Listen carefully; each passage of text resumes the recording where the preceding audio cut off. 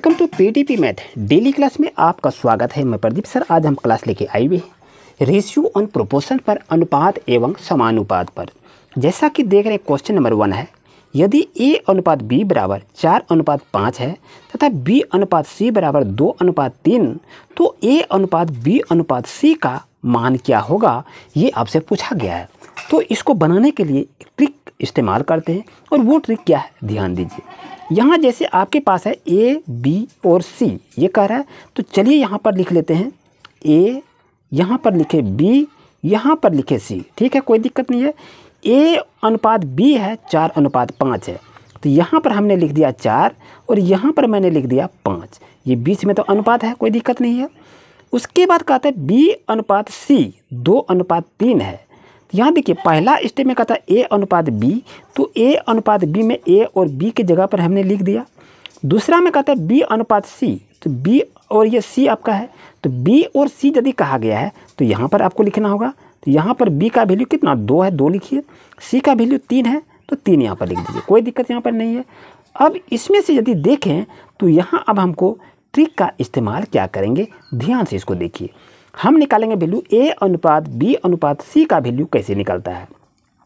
यहाँ 4 है और 2, ये 4 और 2 को यदि हम गुना करेंगे तो कितना हो जाएगा, 8 हो जाएगा। यहाँ पर 8 लिख लीजिए, अनुपात दे दिया मैंने। और यहाँ देखिए 5 और 2 को गुना करेंगे, 5 2 कितना होगा, 10 होगा, तो इसको 10 लिख लीजिए। अब इस बीच में रेशियो आपका है, तो यहाँ पर मैंने लिख दिया। अब यहाँ से यहाँ इसको मल्टीप्लिकेशन करेंगे, 5 3 कितना होगा, 15 होगा, तो यहाँ पर 15 लिख लीजिए। अब यहाँ पर देखिए आपको कहा गया है कि a अनुपात b अनुपात c का आंसर क्या होगा, तो a का अनुपात होगा 10, अनुपात b का होगा a का अनुपात होगा 8, यहाँ पर लिखिए। b का अनुपात आपका 10 है, 10 लिखिए, और c का अनुपात 15 है, तो 15 लिखिए। यही आपका आंसर हो गया। देखिए कितनी अच्छी तरह से आपको बता दिए, नहीं समझे ध्यान से देखिए। a अनुपात b में है 4:5, तो a अनुपात b को लिखा, लेकिन इसमें a b c दिया तो हम 3 कॉलम को बना दिए। a b का लिखे 4 5 यहाँ पर लिखे, b c का 2 3 यहाँ पर नीचे लिखे। उसके बाद इससे यहाँ गुना करके यहाँ लिखिए, इससे गुना करके यहाँ पर लिखिए, और इसको यहाँ से गुना करके यहाँ पर लिखिए। यही आपका वैल्यू हो जाएगा a अनुपात b अनुपात c का। आइए नेक्स्ट क्वेश्चन पर। जैसा कि देख रहे हैं नेक्स्ट क्वेश्चन आपके पास है, यदि राम और श्याम की आय में 9:13 का अनुपात है तथा श्याम और मोहन की आय में 4:7 का है, तो राम, श्याम और मोहन की आयों का अनुपात क्या है। अब यहाँ पर देखिए, यहाँ पर 3% दिया है, राम, श्याम और मोहन। तो यह ट्रिक इस्तेमाल क्या करेंगे, यहाँ पर लिख लिए राम, श्याम और क्या लिखेंगे, मोहन। 3 का है तो 3 का मैंने नाम को लिख लिया। अब देखिए राम का अनुपात कितना 9 का है, तो यहाँ पर लिख दीजिए राम की जगह में 9 लिखिए। श्याम का है, श्याम का अनुपात कितना 13 का है, इसकी जगह में 13 लिख लीजिए। अब यहाँ कहता है श्याम और मोहन का आय में, तो श्याम का कितना है 4, तो यहाँ श्याम का अनुपात यहाँ 4 है, यहाँ पर 4 लिख लीजिए। इस बीच में अनुपात मोहन का है 7, तो मोहन का यहाँ पर 7 लिख लीजिए। अब यहाँ पर क्या करेंगे, इसको यहाँ से गुना कर लेंगे। नक्का को 4 बार पढ़ गए, कितना होगा 36 होगा, 9 4 36 हो जाएगा। अनुपात दे दीजिए बीच में। अब 13 को 4 करेंगे, 13 4 कितना होता है, 52 होता है, तो यहाँ पर 52 लिखेंगे। यहाँ रेशियो आपका है, रेशियो लगा दीजिए। और ये 13 7 कितना होगा, 91 होगा, तो 91 को यहाँ लिख लीजिए। तो प्यारे दोस्तों यही तो आपका आंसर हो गया, किसका, राम, उसके बाद श्याम, उसके बाद मोहन का, यानी इसी का अनुपात कहा रहा था। तो ये आपका कितना होगा, 36:52:91 इसका सही आंसर होगा।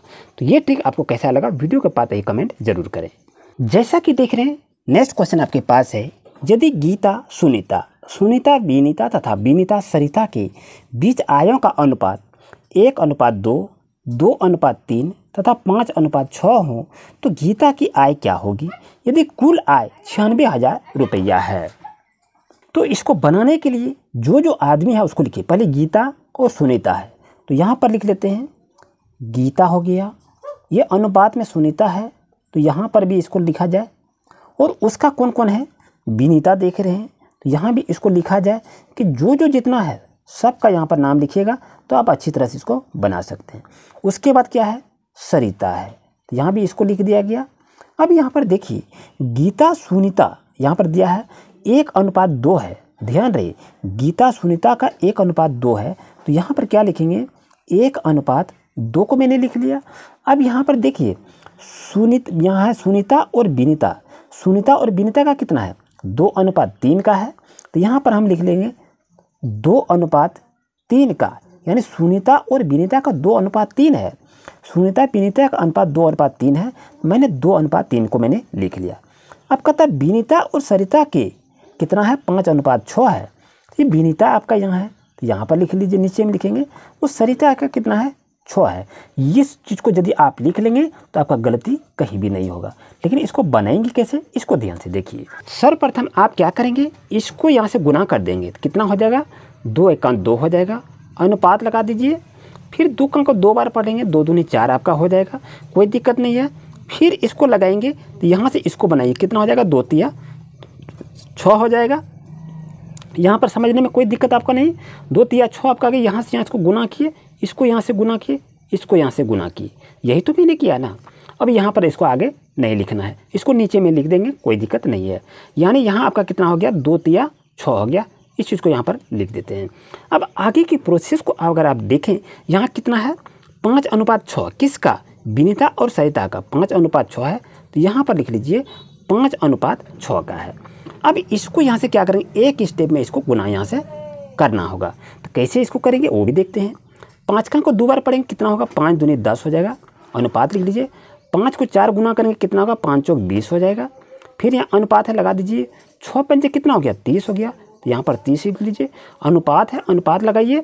अब यहाँ क्या करेंगे 6 के 36 हो जाएगा, तो यहाँ पर 36 को लिख दीजिए। यानी ये जितने का है ये टोटल का हो गया, किसका गीता, सुनीता, विनीता और सरिता का यहाँ पर अनुपात में आ गया 10:, 20:, 30:, और 36 हो गया।